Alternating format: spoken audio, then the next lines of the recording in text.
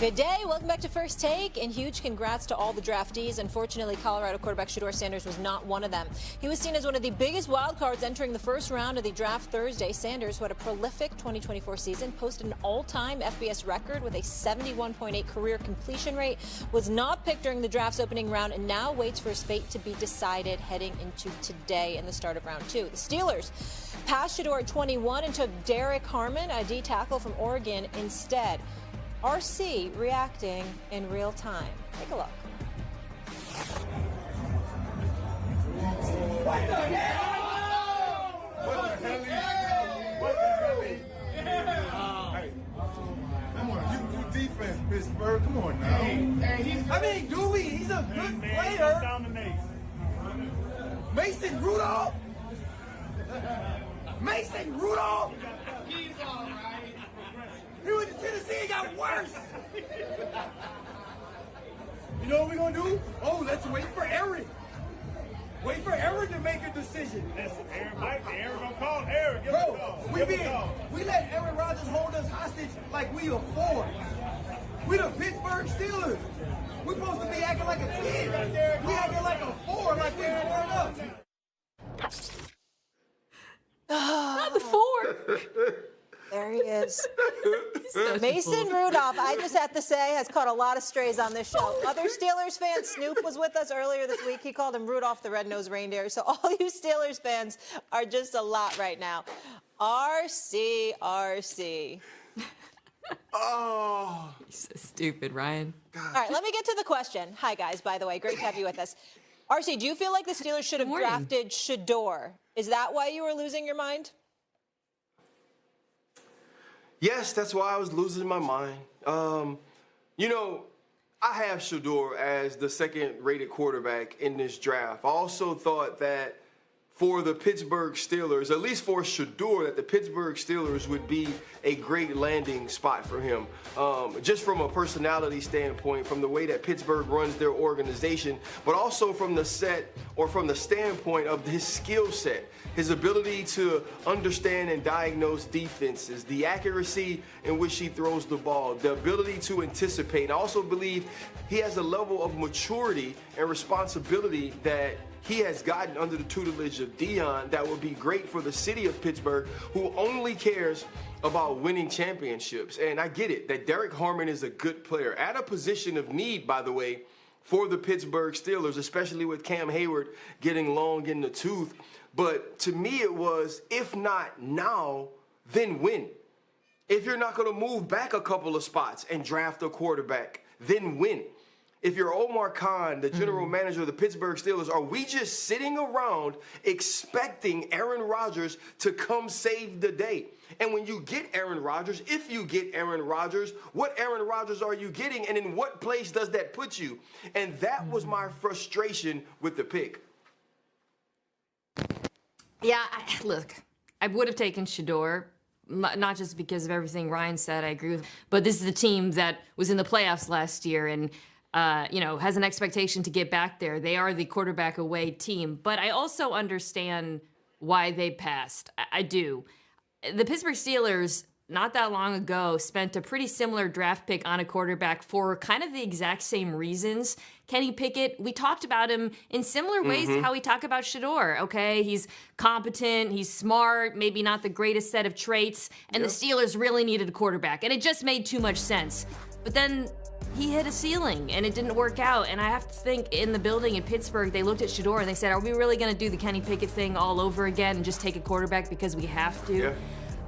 So if they come out of this draft, maybe with a quarterback later, with no one, and plans to either sign Aaron Rodgers or bring in Kirk Cousins, I get it from a long-term perspective. And I will say this about the guy they took. Derek Harmon is a damn good defensive tackle. And this is a team, as much as we talk about the quarterback position with the Steelers and how much they needed a quarterback, did you guys watch the defense against the Baltimore Ravens? Yeah. Postseason? Quarterback wasn't the only reason they didn't win that game. So I do not begrudge them looking to improve on that defensive line and on that side of the ball because they also really had to get better there. Okay.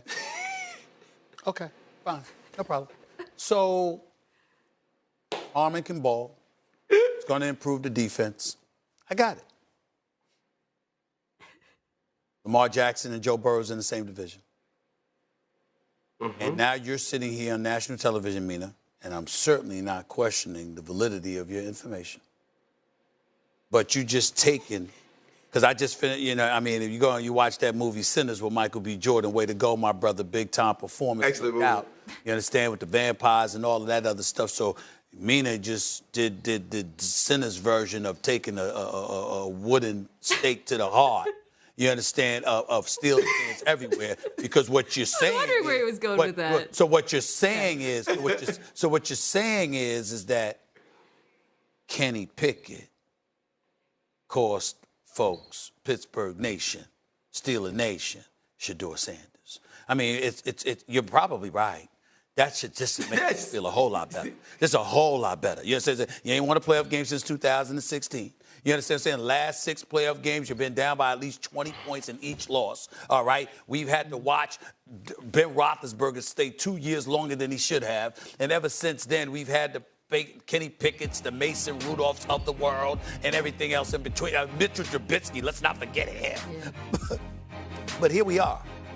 And Mina Kimes comes on national television in front of a massive audience, and she says, you know, they were probably thinking about Kenny Pickett. That's why they couldn't do this again. I mean, that just makes us feel so much better. I want to thank you, Mina, for just making Steeler Nation just feel so much better. I mean, Ryan, how do you feel, Ryan? You feel good? You feel good? Feel good, Ryan? I mean, am I supposed to feel good? I don't. Steeler Nation, I think you supposed to feel good? I don't feel great.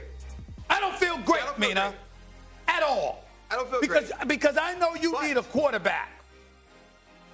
Go ahead, y'all. I didn't want to talk. I didn't want to talk about my own show. But I'm with Mina too, though. I understand it, right? Because we are all sort of this summation of our past traumas. You know what I'm saying? Like, the reason you know not to put your hand on fire is not because they told you it was hot. It's because at some point you were stupid and got too close to some fire. At some point you were stupid and got too close to the iron. And so now in my mind, I'm like, I remember that pain, right? I remember what that felt like, so I'm not going to go back into it. And if you are evaluating Shedeur Sanders, and here is what I said that I wasn't going to do today. Because of all the negativity about some of the anonymous quotes or some of the things we're hearing from behind the scenes about Shedeur Sanders, I wasn't going to allow people to say that's the reason he didn't get drafted. Because I'm finna be honest with people about locker rooms. I played with a lot of dudes that were bad for the locker room. I played with a lot of dudes that you would consider bad humans, that you would consider bad teammates. And most of those humans got one thing in common. They are extremely talented. And because they are super talented, they get a lot of tolerance. And so it's not that Shedeur Sanders wasn't the type of person somebody like a Mike Tomlin would want. Because Mike Tomlin understands how to coach, how to deal, how to get along with everyone for